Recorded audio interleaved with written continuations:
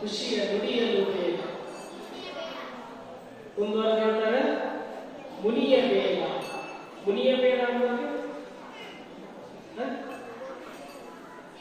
ಸಿಟ್ಟ ಆಕಾಡ ಅಂತ ಹೇಳ್ತಾರೆ. ಸಿಟ್ಟು ತನ್ನ ಒಯ್ಲಿ ಶಾಂತಿ ಇನ್ನೊಬ್ಬರು ಒಯ್ಲಿ ಅಂತ. ಎಷ್ಟು ಶಾಂತವಾಗಿರ್ತೀವಲ್ಲ ಅಷ್ಟು ಸುಂದರವಾಗುತ್ತೆ. ನೀವೆಲ್ಲರೂ ಕೂಡ ಬಹಳಷ್ಟು ಶಾಂತವಾಗಿದ್ದೀರಿ ಅಂತಂದು ಈ ಕಾರ್ಯಕ್ರಮ ಬಹಳಷ್ಟು ಸುಂದರವಾಗಿ ಅದ್ಭುತವಾಗಿ ನಡೆಯುತ್ತದೆ. ಬಸವಣ್ಣನವರು ಹೇಳ್ತಾರೆ ಮುನಿಯ ಬೇಡ ಅಂತ ಹೇಳ್ತಾರೆ. ಮುನಿಯ ಬೇಡ ಅಂದ್ರೆ ಸಿಟ್ಟು ಮಾಡ್ಕೋಬಾರಪ್ಪ. ಸಿಟ್ಟು ಬಹಳಷ್ಟು ಕೆಟ್ಟದಾಗಿರುವಂತದ್ದು. ನೀ ಏನಾರ ಸಿಟ್ಟು ಮಾಡ್ಕೊಂಡಿ ಅಂತಂದ್ರೆ ಸಿಟ್ಟಿಗೆ ನಿನ್ನ ರಕ್ತ ಎಲ್ಲ ಸುಟ್ಟು ಹೋಗಿ ಬಿಡ್ತೈತಿ. ನೀವು ಅಡಿಗೆ ಕಟ್ಟಿ ಆದಂಗ ಹಾಕಿ ಅದಕ್ಕೆ ಸಿಟ್ಟು ಮಾಡ್ಕೋಬೇಡ ಅಂತಂದು ಶರಣರು ಹೇಳ್ತಾರೆ. ಕೋಪ ತಾಪಸ್ಯ ಕಾರಣ ಅಂತಂದು ಸಂಸ್ಕೃತದಲ್ಲಿ ಹೇಳ್ತಾರೆ. ನಮಗೆ ಬರುವಂತಹ ಕೋಪ ಅದು ಇನ್ನೊಬ್ಬರಿಗೆ ಆಘಾತವನ್ನ ತಂದು ಕೊಡುತ್ತೆ ಅಂತ ಹೇಳ್ತಾರೆ. ಕೋಪವನ್ನು ಮಾಡ್ಕೋಬಾರ್ದು ಅಂತ ಹೇಳ್ತಾರೆ. ಒಂದು ಸುಂದರವಾಗಿರುವಂತಹ ಕುಟುಂಬ ಎಷ್ಟು ಸುಂದರ ಅಂತಂದ್ರೆ ಗಂಡ ಸಾಫ್ಟ್ವೇರ್ ಇಂಜಿನಿಯರ್ ಇದ್ದ, ಹೆಂಡತಿ ಕೂಡ ಸಾಫ್ಟ್ವೇರ್ ಇಂಜಿನಿಯರ್ ಇದ್ದು ಬಹಳಷ್ಟು ಸುಂದರವಾಗಿ ಅದ್ಭುತವಾಗಿ ಬಹಳಷ್ಟು ಕೂಡಿಕೊಂಡು ಬಹಳಷ್ಟು ಚೆನ್ನಾಗಿ ಸಂಸಾರ ನಡೀತಿತ್ತು. ಬಹಳಷ್ಟು ಸುಂದರವಾಗಿ ಚೆನ್ನಾಗಿ ಸಂಸಾರ ನಡೀತಿತ್ತು. ಇಬ್ಬರು ಸಾಫ್ಟ್ವೇರ್ ಇಂಜಿನಿಯರ್ ಅಂದ್ರೆ ಮತ್ತೆ ರೊಕ್ಕ ಈಡನ್ನ ಬರ್ತದ. ಹೌದು, ಪಗಾರ ಈಡನ್ನ ಬರುತ್ತವರಿಗೆ ಅಂಕ ಬಹಳಷ್ಟು ದುಡ್ಡು ಬಂದಿತ್ತು. ಆ ದುಡ್ಡಿನೊಳಗ ಒಂದಿಷ್ಟು ದೊಡ್ಡ ಸಿಟಿ ಒಳಗೆ ಜಾಗ ಹಿಡಿದಿದ್ರು. ಅಷ್ಟೇ ಯಾಕ ಒಂದು ದೊಡ್ಡ ಮನಿ ಕಟ್ಟಿಸಿದ್ರು. ಮನಿ ಕಟ್ಟಿಸಿ ಅಷ್ಟೇ ಯಾಕ ಮತ್ತ ಒಂದು ಚಲೋ ದೊಡ್ಡ ಕಿಮ್ಮತ್ತಿದ್ದು ಕಾರ್ ತಗೊಂಡಿದ್ರು. ದೊಡ್ಡ ಕಿಮ್ಮತ್ತಿನ ಕಾರ್ ತಗೊಂಡಿದ್ರು. ಅವರಿಗೆ ಒಂದು ಸಣ್ಣ ಒಂದು LKG UKG ಹೋಗುವಂತ ಒಂದು ಗಂಡು ಮಗು ಇತ್ತು. LKG UKG ಹೋಗುವಂತ ಗಂಡು ಮಗು. ಬಹಳಷ್ಟು ಶ್ರೀಮಂತರು, ಯಾವುದಕ್ಕೂ ಕೂಡ ಕೊರತೆ ಇಲ್ಲ. ಎಲ್ಲವೂ ಕೂಡ ಆಳು ಕಾಳು ಅಂತಾರಲ್ಲ, ಎಲ್ಲವೂ ಸಂತೃಪ್ತಿಯಾಗಿನ ಇತ್ತು. ಬಹಳಷ್ಟು ತುಂಬಿತ್ತೆಲ್ಲ. ಅಷ್ಟು ಶ್ರೀಮಂತರಿಂದ ಅವರು ಹೊಸದಾಗಿ ಗಂಡ ಮಾರ್ಕೆಟಿಗೆ ಚಲೋ ಕಾರು ಬಂದೈತಿ ಅಂತ ತಿಳ್ಕೊಂಡು ಚಲೋ ಕಿಮ್ಮತ್ತಿಂದ ಬಹಳ ರೊಕ್ಕ ಕೊಟ್ಟು ದೊಡ್ಡ ಕಾರು ತಗೊಂಡು ಬಂದಿದ್ದ. ಕಾರು ಪೂಜೆ ಮಾಡಿದ. ಎಲ್ಲರಿಗೂ ಕಾರು ತಗೊಂಡು ಬಂದಿದ್ದಕ್ಕ ಸ್ವೀಟ್ ಹಂಚಿದ್ದಂತೆಲ್ಲ. ಏನೋ ಒಂದು ಸ್ವೀಟ್, ಮೈಸೂರು ಪಾಕು, ಧಾರವಾಡ ಬೇಳೆಲು, ಬೆಳಗಾವ್ ಕುರ್ದಾನು ಹಂಚ್ತಾರಲ್ಲ.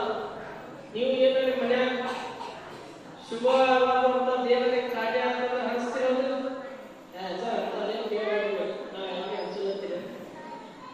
ಹಂಚ್ತಿರೋದು ಬೆಳೆಗೆ ಹಂಚ್ತಿರೋದು ನೋಡಿ ಹಂಗ ಅವ ದೊಡ್ಡ ಕಾರ್ ಬಂದಿದ್ದಕ್ಕೆ ಎಲ್ಲರಿಗೂ ಸ್ವೀಟ್ ಹಂಚಾಕತ್ತಿದ್ದ. ಸ್ವೀಟ್ ಹಂಚಿದ್ದು ಎಲ್ಲರಿಗೆ. ಇವ್ರ ಮಗ ಇದ್ದಲ್ಲ, LKG UKG ಹೋಗುವಂತ ಮಗ, ಅದಕ್ಕೆ ಒಂದು ಸಣ್ಣ ಕೂಸು ಗೊತ್ತಿಲ್ಲ ಇದು ಕಾರು, ಇದು ಮನಿ, ಇದಿಷ್ಟು ಕಿಮ್ಮತ್ತಿಂದ ಇರುತ್ತೆ, ಇದಿಷ್ಟು ದೊಡ್ಡದಿರುತ್ತೆ, ಇದನ್ನು ತರಬೇಕಾದ್ರೆ ಎಷ್ಟು ಕಷ್ಟ ಇರುತ್ತೆ, ಏನೋ ಗೊತ್ತಿರ್ತದೆ ಸಣ್ಣ ಮಕ್ಕಳಿಗೆ. ನಮ್ಮಪ್ಪ ಕಾರ್ ತಗೊಂಡ ಅಂತ ತಿಳ್ಕೊಂಡು ಒಂದು ಕಲ್ಲು ತಗೊಂಡು ಕಾರಿನ ಮೇಲೆ ಗೀಚ್ ಹಾಕಕತ್ತಿತ್ತಂತ.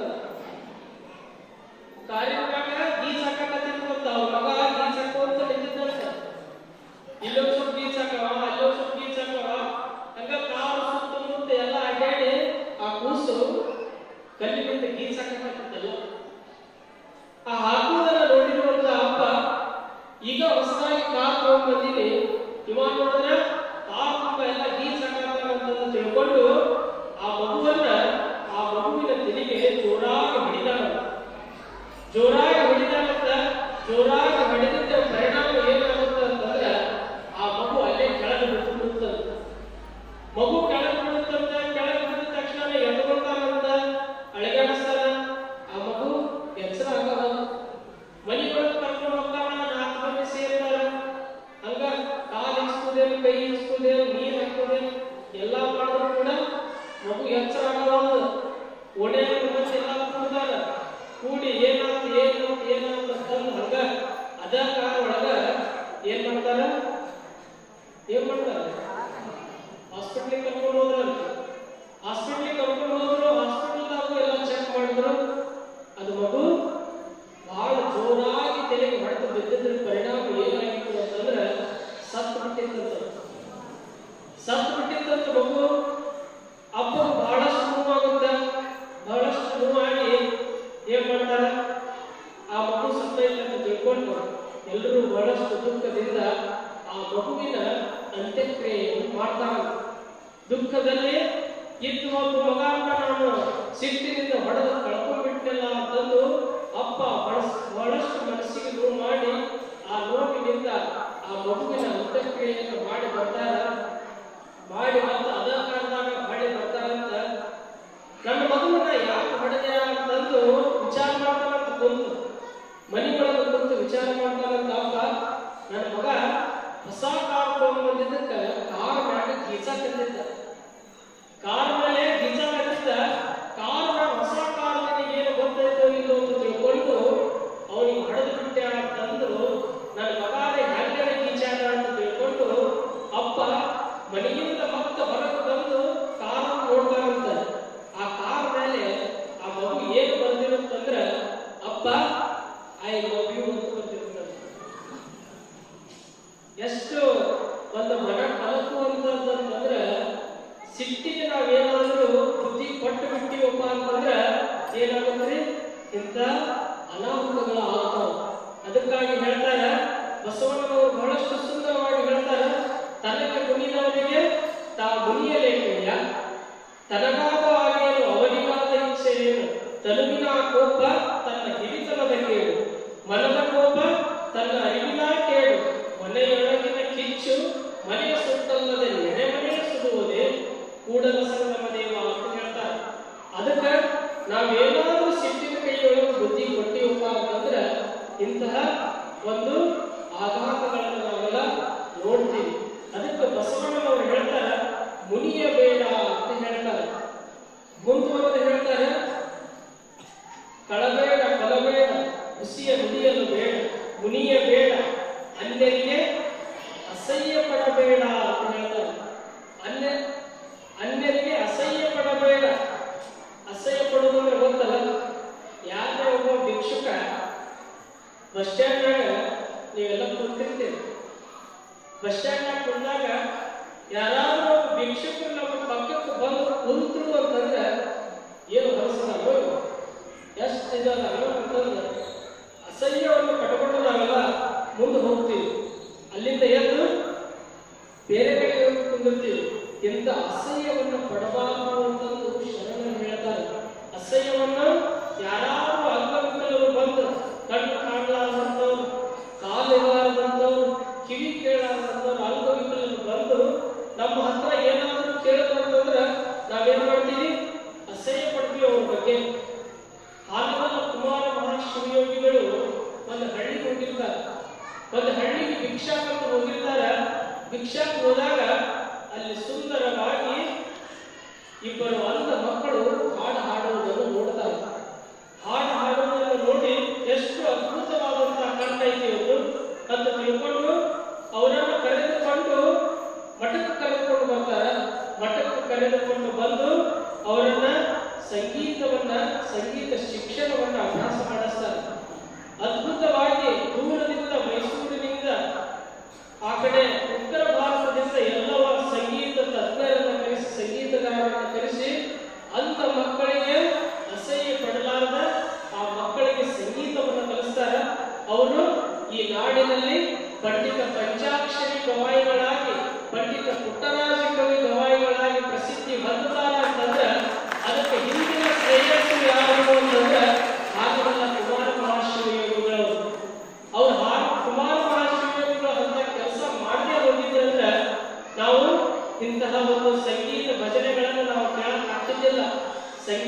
ಅನ್ನೋದು ಒಂದು ರೀತಿಯಾದಂತ ರಾಜ ಮಹಾರಾಜ ಅರಮನೆಯ ಸೊತ್ತಾಗಿರ್ತದೆ.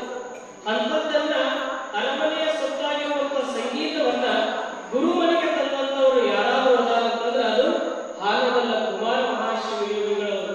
ಆಗಿನ ಕಾಲದಾಗ ಅವರು ಅಸಹ್ಯ ಪಟ್ಟು ಏನಾದ್ರು ಯುವಕಿಯರ ಸಂಗೀತ ಕಲಿಸೋರು ಅಂತಂದು ಬಿಟ್ಟಿದ್ರು ಅಂತಂದ್ರೆ ನಾವೆಲ್ಲರೂ ಕೂಡ ಈಗೆಲ್ಲ ಸರಿಗಮಪ್ಪ ಅಂತ ನೀವೆಲ್ಲ ಟಿವಿ ಒಳಗೆ ನೋಡ್ತಿರ್ತೇವೆ. ಈಗೆಲ್ಲ ಟಿವಿ ನೋಡೋದು ಬಂದು ಈಗ ಕೂತಿರಂದ್ರೆ ನಾವು ಪುಣ್ಯ ಅಂತ ಹೇಳ್ಬೋದು. ಟಿವಿ ನೋಡಿ ಈಗೆಲ್ಲ ಧಾರಾವಾಹಿ ಭಾಳ ಇರ್ತಾವ, ಸಾಯಂಕಾಲ ಸ್ಟಾರ್ಟ್ ಆಗೋಲ್ಲ. ಸರಿಗಮಪ್ಪ ಅಂತೆಲ್ಲ ಸ್ಯಾಟರ್ಡೆ ಸಂಡೇ ಎಲ್ಲ ನಾವು ನೋಡ್ತೀವಿ. ಸಣ್ಣ ಸಣ್ಣ ಮಕ್ಕಳು ಅದ್ಭುತವಾಗಿ ಹಾಡುಗಳನ್ನ ಹಾಡ್ತಾರೆ. ಅದ್ಭುತವಾಗಿ ಹಾಡನ್ನ ಹಾಡ್ತಾರೆ ಅಂತಂದ್ರೆ ಅದಕ್ಕೆ ಹಿಂದಿನ ಶ್ರೇಯಸ್ಸು ಅಂತಂದ್ರೆ ಆನಗಲ್ಲ ಕುಮಾರ ಮಹಾಶಿವಯೋಗಿಗಳವರು. ಅಂಥವ್ರ ಅವತ್ತೇನಾದ್ರು ಸಂಗೀತಗಾರರು ಪರಿಸ್ಥಿತಿ ಯಾವ ರೀತಿಯಾಗಿ ಆಗಿತ್ತು ಅಂತಂದ್ರೆ ಬಸ್ ಸ್ಟ್ಯಾಂಡ್ನಾಗ ಒಂದು ತಟ್ಟೆ ಹಿಡ್ಕೊಂಡು ಬೇಡುವಂತ ಭಿಕ್ಷುಕರಾಗಿ ಬೇಡುವಂತ ಪರಿಸ್ಥಿತಿಯಾಗಿತ್ತು. ಅಂತಹ ಭಿಕ್ಷಾ ಪಾತ್ರೆಯನ್ನು ಹಿಡ್ಕೊಂಡ ಬೇಡುವಂತ ಪರಿಸ್ಥಿತಿಯ ಇದ್ದಂತ ಸಂಗೀತಗಾರರಿಗೆ ಅಕ್ಷಯ ಪಾತ್ರೆಯಾಗಿ ಸಂಗೀತವನ್ನು ಕೊಟ್ಟಲ್ಲ ಅದು ಆನಗಲ್ಲ ಕುಮಾರ ಮಹಾಶಿವಯೋಗಿಗಳು. ಅಂಥವರನ್ನು ನಾವು ಸ್ಮರಿಸಬೇಕು. ಅಂಥವರನ್ನು ಎಷ್ಟು ಸ್ಮರಿಸಿದ್ರು ಕೂಡ ಕಡಿಮೆ. ಕುಮಾರ ಮಹಾಶಿವಯೋಗಿಗಳು ಆಗಿ ಹೋದ್ರು ಅಂತಂದ್ರೆ ನಾವೆಲ್ಲ ಶಿವಬಸವ ಮಹಾಶಿವಯೋಗಿಗಳನ್ನು ನಾವೆಲ್ಲ ಕಾಣ್ತೀವಿ. ಕುಮಾರ ಶಿವಯೋಗಿಗಳನ್ನ ಈ ನಾಡಿನಲ್ಲಿ ನಾವು ಜನ್ಮ ಎತ್ತಲಿಲ್ಲ ಅಂತಂದ್ರೆ ನಾವೆಲ್ಲ ಶಿವಯೋಗಿಗಳನ್ನ ಕಾಡ್ತಿದ್ದಿಲ್ಲ. ನೀವು ಈ ಮುಖಂತ ಪ್ರವಚನ ಕೇಳುತ್ತಿದ್ದಿಲ್ಲ, ನಾವು ಈ ಮುಖಂತ ಪ್ರವಚನ ಹೇಳುತ್ತಿದ್ದಿಲ್ಲ. ಸಮಾಜ ಅಲ್ಲೋಲ ಕಲ್ಲೋಲ ಆಗಿರ್ತದೆ. ಅದಕ್ಕೆ ಹೇಳ್ತಾರೆ ಶರಣರು, ಅನ್ಯರಿಗೆ ಅಸಹ್ಯ ಪಡಬೇಡ. ಮುಂದುವರೆದು ಹೇಳ್ತಾರೆ, ತನ್ನ ಬಣ್ಣಿಸಬೇಡ ಅಂತ ಹೇಳ್ತಾರೆ. ನಿನ್ನೆ ಹೇಳ್ತೀವಿ ಏನೋ ಒಂದು ನೀರು ಕೊಟ್ಟಿರ್ತೀವಿ, ಹಂಗ ದೊಡ್ಡದಾಗಿ ನಾನಾ ಪಕ್ಷ ನಂದಿನ ಆಯ್ತು ಅನ್ನುವಂತ ಅಹಂಕಾರದ ಮಾತುಗಳನ್ನು ನಾವೆಲ್ಲ ಆಡ್ತೀವಿ. ಇಂಥದ್ದನ್ನು ಬಿಡು ಅಂತ ಹೇಳ್ತಾರೆ. ನಾವೇನು ಕೊಟ್ಟರು ಕೂಡ ಅದನ್ನು ಕೊಟ್ಟವ ಯಾರು ಅಂತಂದ್ರೆ ಶಿವ ಕೊಟ್ಟಾನ. ಶಿವ ಕೊಟ್ಟಾನ ಅಂತಂದ್ರೆ ನಾವೆಲ್ಲ ಕೊಡ್ತೀವಿ ಹೊರತು ಶಿವ ಕೊಡಲಾರ ನಾವೇನು ಕೊಡಕ್ ಆಗುವುದಿಲ್ಲ. ಜಡದ ದಾಸಿಮೆಯನ್ನು ಹೇಳ್ತಾರಲ್ಲ, ಎಳೆ ನಿಮ್ಮ ದಾನ ಬೆಳೆ ನಿಮ್ಮ ದಾನ, ಸುಳಿದು ಸೂಸುವ ಗಾಳಿ ನಿಮ್ಮ ದಾನ, ನಿಮ್ಮ ದಾನವನ್ನುಂಟು ಅನ್ಯರ ಹೊಗಳುವ ಪುಣ್ಯಗಳ ನೀನೆಂಬೆ ರಾಮನಂತ. ಎತ್ತು ನಿಮ್ಮ ದಾನ ಬಿತ್ತು ನಿಮ್ಮ ದಾನ, ಸುತ್ತಿ ಹರಿಯುವ ಸಾಗರವೆಲ್ಲವೂ ನಿಮ್ಮ ದಾನ, ನಿಮ್ಮ ದಾನವನ್ನುಂಟು ಅನ್ಯರ ಹೊಗಳುವ ಪುಣ್ಯಗಳ ನೀನೆಂಬೆ ರಾಮನಾಥ ಅಂತ ಹೇಳ್ತಾರಂದ್ರೆ ನಮಗ ಕೊಟ್ಟಿರುವಂತದ್ದು ಎಲ್ಲವೂ ಕೂಡ ಪರಮಾತ್ಮ ಕೊಟ್ಟಿರುವಂತದ್ದು. ಪರಮಾತ್ಮನ ಕೊಟ್ಟಿರುವಂತಹ ಒಂದಿಷ್ಟು ನಾವು ಇನ್ನೊಬ್ಬರಿಗೆ ಕೊಟ್ಟಿವಂತಂದ್ರೆ ಅದು ನಾವು ಕೊಟ್ಟಂಗ ಆಗುದಿಲ್ಲ, ಅದು ಪರಮಾತ್ಮನ ಕೊಟ್ಟಂಗ ಅಂತ ಹೇಳ್ತಾರೆ. ಅದಕ್ಕಾಗಿ ತನ್ನ ಬಣ್ಣಿಸಬೇಡ ಅಂತ ಹೇಳ್ತಾರೆ. ಮುಂದುವರೆದು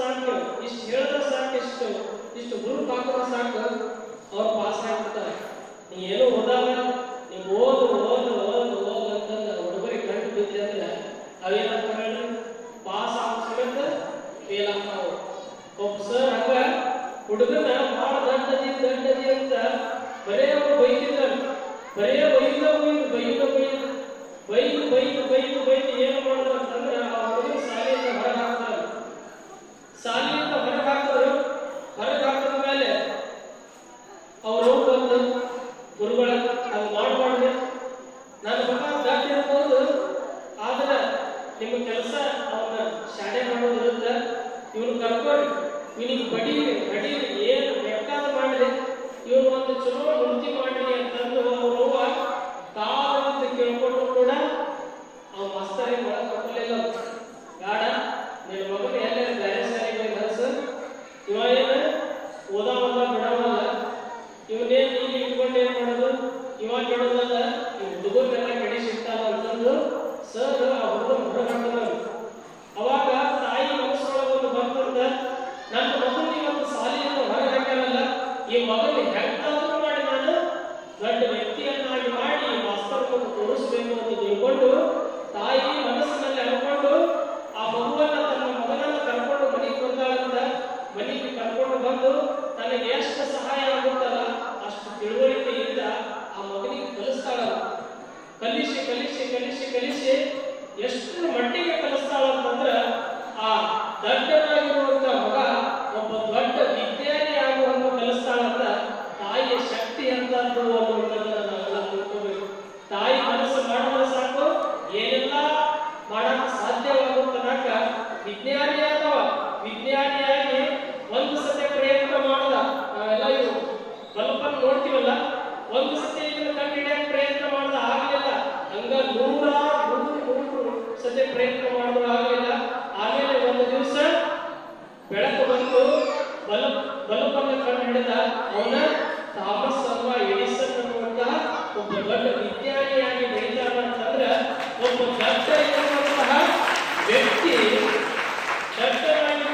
ವ್ಯಕ್ತಿ ವಿಜ್ಞಾನಿ ಆಗ್ತಾನಂದ್ರ ಅದಕ್ಕ ನಾವೆಲ್ಲರೂ ಕೂಡ ಒಂದಿಷ್ಟು ಪ್ರೋತ್ಸಾಹ ಅನ್ನೋದನ್ನು ನಾವು ಮಾಡಬೇಕು. ಮಕ್ಕಳಿಗೆ ಪ್ರೋತ್ಸಾಹ ಅನ್ನೋದನ್ನು ಮಾಡಿದೇವಂತಂದ್ರೆ ಇದೆಲ್ಲ ಸಣ್ಣ ಮಕ್ಕಳು ಎಷ್ಟು ಸುಂದರವಾಗಿ ನಾ ಹೇಳೋದಕ್ಕಿಂತ ಮುಂಚೆನೂ ವಚನ ಹೇಳ್ತಾರೆ. ನಾ ಹೇಳೋ ಏನಂದ್ರೆ ನನ್ನ ಬಾಯಾಗಿ ಬರುತ್ತಲ್ಲ ಅಂತ ಅವ್ರು ಹೇಳಿ ಮುಗಿಸ್ಬಿಟ್ಟಿರ್ತಾರೆ. ಅವರನ್ನು ನಾವು ಪ್ರೋತ್ಸಾಹ ಮಾಡಕತ್ತೀವಿ ಅಂತಂದ್ರೆ ಅವರು ದೊಡ್ಡ ಮಟ್ಟಿಗೆ ಬೆಳೀತಾರೆ. ಅವ್ರು ಏನಾರ ಹೇಳ್ತಾ ಸುಮ್ಮನೆ ನೀ ಏನ್ ಹೇಳ್ತೀವಿ ಅಂತಂದ್ರೆ ಅವ್ರು ಸುಮ್ಮನೆ ಕುಣಿಸಾಕತ್ತೀವಿ ಅಂತಂದ್ರೆ ಏನಂತಾರೆ, ಅವರು ಏನು ಬಲಿದಾರರಾಗಿರ್ತಾರೆ. ಅದಕ್ಕಾಗಿ ಮಕ್ಕಳನ್ನು ಒಂದಿಷ್ಟು ಸುಂದರವಾಗಿ ಒಯ್ಯುವುದನ್ನು ಬಿಟ್ಟು ಒಂದಿಷ್ಟು ಸುಂದರವಾಗಿ ಸಂಸ್ಕಾರವನ್ನು ಕೊಟ್ಟು ಕಲಿಸುವಂತ ಪ್ರಯತ್ನ ಅಂತಂದ್ರೆ ನಿಮ್ಮ ಮಕ್ಕಳು ಕೂಡ ಒಬ್ಬ ದೊಡ್ಡ ವ್ಯಕ್ತಿ ಹಾಗೇ ಆಗ್ತಾರ ಅಂತ ನಾವು ಹೇಳ್ಬೋದು. ಅದಕ್ಕೆ ಬಸವಣ್ಣನವರು ಹೇಳ್ತಾರೆ, ಇದಿರು ಬೆಳೆಯಲು ಬೇಡ ಅಂತ ಹೇಳ್ತಾರೆ. ಮಕ್ಕಳನ್ನು ಬೈಯಾಕ ಮಾಡ್ರಿ. ಮಕ್ಕಳನ್ನು ಬೈಯುವುದರಿಂದ ನಿಮಗೇನು ಲಾಭ ಆಗುವುದಿಲ್ಲ, ಮಕ್ಕಳೇನು ಉದ್ಧಾರ ಆಗುವುದಿಲ್ಲ. ಮಕ್ಕಳನ್ನು ಒಂದಿಷ್ಟು ಮಕ್ಕಳು ನೋಡಿದ್ರು ಅವರು ಇನ್ನೂ ಒಂದಿಷ್ಟು ಜೋರಾಗಿ ಕೆಲಸ ಮಾಡ್ತಾರೆ. ಅದಕ್ಕಾಗಿ ಮಕ್ಕಳನ್ನು ತಯಾರು ಮಾಡಬೇಕಾದ್ರೆ ಬಹಳಷ್ಟು ಸುಂದರವಾಗಿ ರೆಡಿ ಮಾಡಬೇಕಾಗುತ್ತೆ. ಅದಕ್ಕೆ ಬಸವಣ್ಣನವರು ನಮಗೆಲ್ಲ ಸಪ್ತ ಸೂತ್ರಗಳನ್ನು ಹೇಳಿಕೊಟ್ಟು, ಕಳಬೇಡ ಕೊಲಬೇಡ, ಹುಸಿಯ ನುಡಿಯಲು ಬೇಡ, ಮುನಿಯ ಬೇಡ, ಅನ್ಯಕ್ಕೆ ಅಸಹ್ಯ ಪಡಬೇಡ, ತನ್ನ ಬಣ್ಣಿಸಬೇಡ, ಇದಿರು ಬೆಳೆಯಲು ಬೇಡ, ಇದೇ ಅಂತರಂಗ ಶುದ್ಧಿ. ಒಂದು ವಚನವನ್ನ ಈ ರೀತಿಯಾಗಿ ಸುಂದರವಾಗಿ ಬಿಡಿಸುವಂತ ಹೋಗಿವಂತಂದ್ರೆ ಒಂದು ವಚನದ ಅರ್ಥ ನಮಗೆಲ್ಲ ಆಗುತ್ತೆ. ಒಂದೊಂದು ದಿನಾಲೂ ಕೂಡ ನಾವು ಒಂದೊಂದು ವಚನಗಳನ್ನು ಹೇಳಿ ಆ ವಚನದ ಚಿಂತನೆಯನ್ನು ನಾವೆಲ್ಲರೂ ಕೂಡ ಮಾಡ್ತೀವಿ. ವಚನವನ್ನು ನೀವು ಕೂಡ ಎಲ್ಲ ಓದ್ತೀರಲ್ಲ, ಸುಮ್ಮನೆ ಓದಿದ್ರೆ ಅದು ಅರ್ಥ ಆಗೋದಿಲ್ಲ. ನೀವು ಒಂದು ಬಿಟ್ಟು 10 ಸತ್ಯ ಓದಿ ಆ ವಚನದ ಅರ್ಥ ಆಗುತ್ತೆ ನಿಮಗೆ. ಮುಂದುವರೆದು ಹೇಳ್ತಾರ, ಈ ಸಪ್ತ ಸೂತ್ರಗಳು ಆದಮೇಲೆ ಇದೇ ಅಂತರಂಗ ಶುದ್ಧಿ ಅಂತ ಹೇಳ್ತಾರ. ಇವನ್ನೆಲ್ಲ ಮಾಡ್ಬೇಕಂದ್ರೆ ನಿಮ್ಮ ಅಂತರಂಗ ಅನ್ನೋದೈತಲ್ಲ ತಾನಾಗ ಶುದ್ಧಿಯಾಗಿ ಬಿಡುತ್ತೆ. ಇದೇ ಬಹಿರಂಗ ಶುದ್ಧಿ ಅಂತ ಹೇಳ್ತಾರ.